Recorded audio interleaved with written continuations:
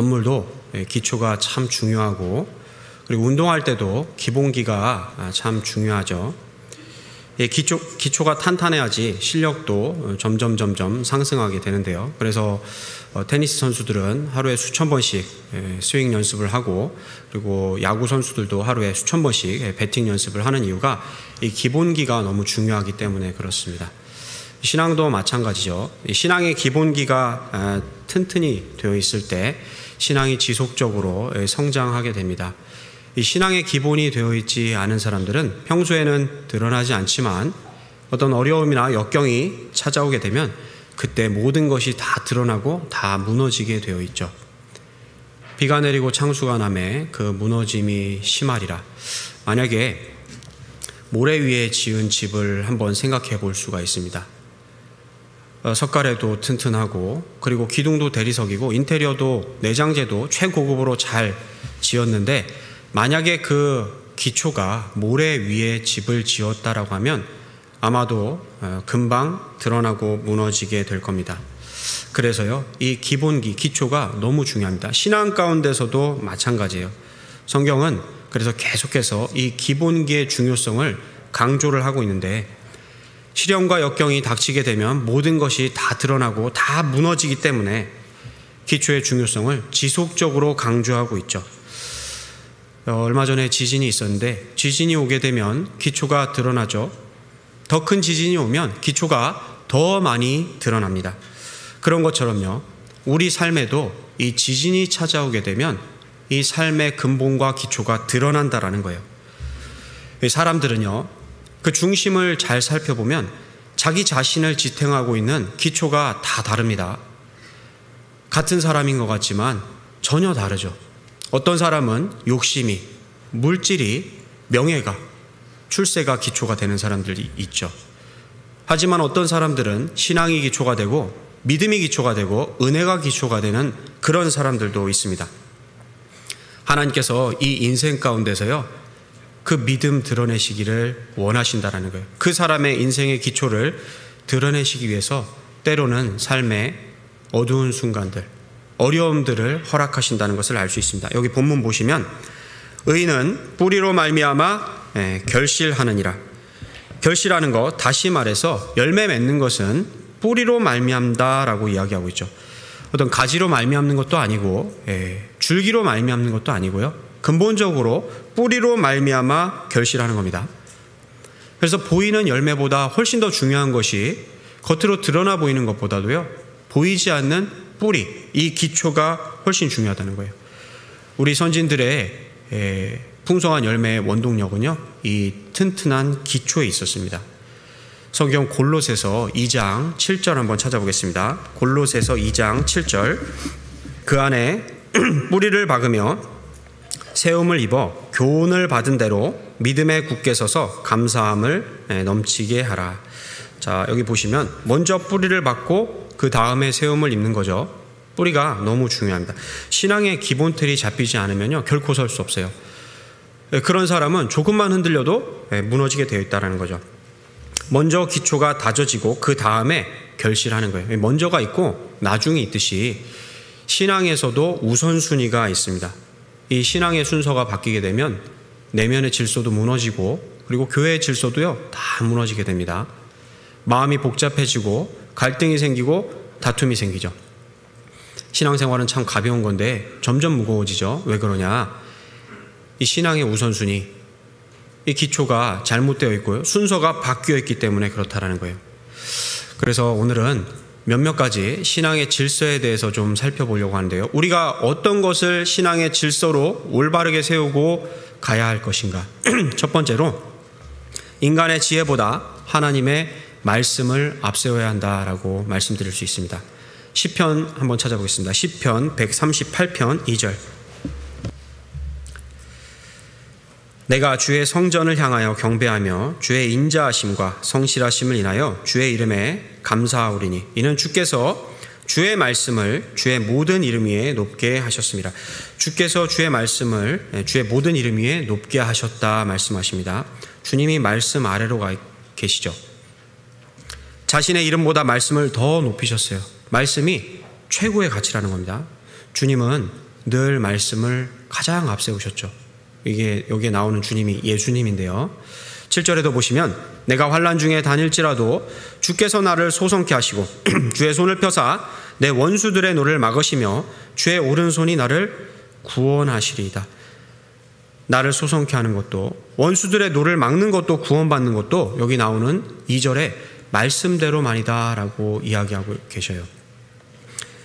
예수님의 사역에 대해서 말씀하시는데 사복음서가 예수님의 사역을 잘 기록하고 있습니다.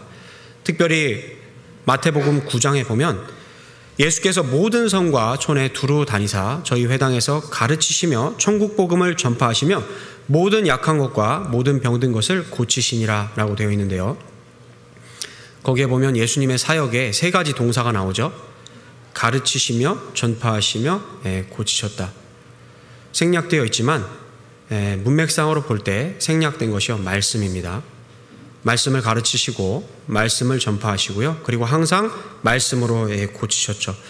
예수님도 늘 말씀을 가장 앞세우셨어요. 잘 아시겠지만 사람이 사람을 변화시킬 수 없습니다. 그렇죠? 사람은 잘 안 변해요. 그러니까 뭐 사람 고쳐 쓰는 거 아니다. 사람 변할 때 되면 죽는다. 이런 말도 나오잖아요. 사람은 그만큼 잘 변하지 않습니다. 무엇이 사람을 변화시키고 무엇이 사람을 움직이게 하느냐? 하나님의 말씀이죠.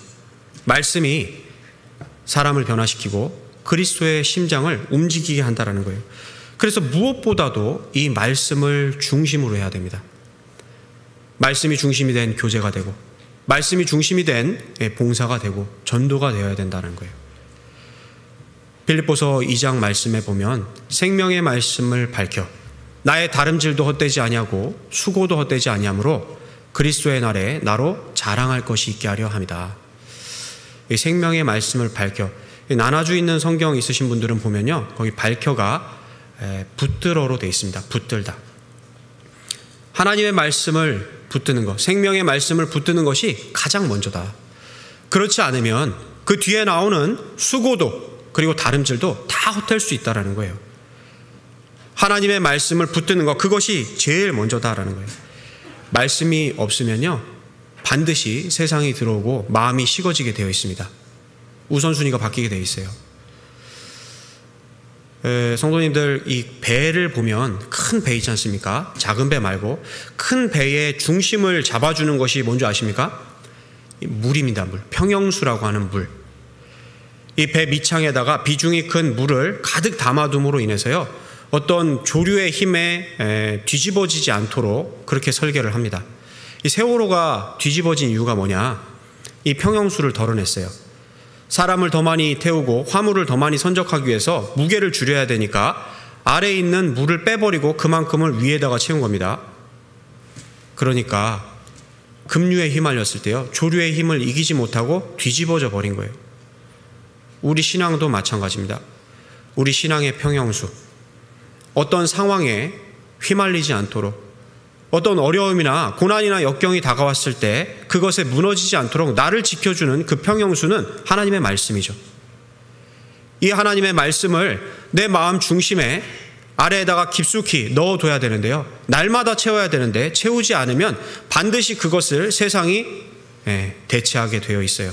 우리 마음은 비어 있을 수 없죠. 무언가로 반드시 채워져 있게 되어 있습니다. 무엇으로 채울 것이냐? 하나님의 말씀으로 채우지 않으면 반드시 세상으로 채워지게 돼 있어요. 우리는 이 말씀을 중심으로 해야 돼요. 예레미야 5장에 보면 거짓 선지자들에 대해서 이야기하고 있는데 선지자들은 바람이라 그들의 특징이 말씀이 그들 속에 있지 아니한즉 그같이 그들이 당하리라. 하나님 영 받았다고 하는데 거짓 영 받고 그리고 하나님께 쓰임 못 받고 그리고 바람처럼 사라지는 이 거짓 선지자들의 특징이 무엇이냐?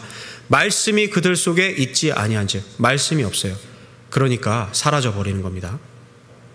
교회 가운데서도 보면 사라지시는 분들이 있죠. 정말 잘하는 것 같은데 열심히 하는 것 같은데 어느 날 보면 안 계셔요. 말씀이 없어서 그래요. 말씀이.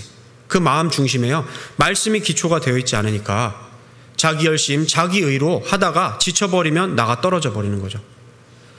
누가복음 10장에 보면 마리아와 마르다가 나오는데 마리아가 정말 모든 것을 바치고 헌신할 수 있었던 그 이유는 말씀을 최고의 가치로 본 데 있었어요. 반면에 마르다는 봉사는 열심히 했지만, 열심은 있었지만 말씀을 놓쳤죠. 그러니까 봉사하면서도 원망과 불평이 올라오는 거예요. 누가복음 5장에 보면요, 예수님께서 베드로에게 말씀하시죠. 깊은 데로 가서 그물을 내려라. 이미 해도 떴고 내가 잔뼈가 굵었는데 깊은 데는 물고기가 없지만 무엇에 의지해서 그물을 내립니까? 말씀에 의지해서 그물을 내리리이다. 말씀대로 순종하는 거죠. 자기 지혜로 그리고 자기 능력으로 해봤을 때 얻은 것이 없이 헛수고였지만 이 말씀에 의지해서 그물을 내렸을 때 그물이 찢어짐을 경험하게 되는 겁니다. 열심은 있는데 역사나 결과가 없다. 말씀으로 돌아가야 될 때입니다. 인간적인 지혜를 내려놓고 하나님의 말씀을 앞세울 때요, 그 말씀이 우리에게 길을 열어줄 거예요. 가나안 땅을 들어갈 때 이스라엘 백성들이 요단강을 건넜죠. 어떻게 건넜습니까? 제사장들이 언약궤를 어깨에다 메고요, 앞서 행했잖아요. 이 언약궤가 의미하는 것이 무엇이냐? 하나님의 말씀이죠. 하나님의 말씀이 앞서 행할 때요, 우리에게 길이 열리는 거예요.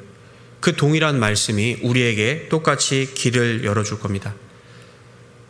그래서 우리는 이 말씀을 묵상하는 사람이 돼야 되고 모든 일에 말씀을 앞세워야 돼요. 말씀 듣는 중에 뉘우침 받고 그 주시는 말씀을 받아야 됩니다.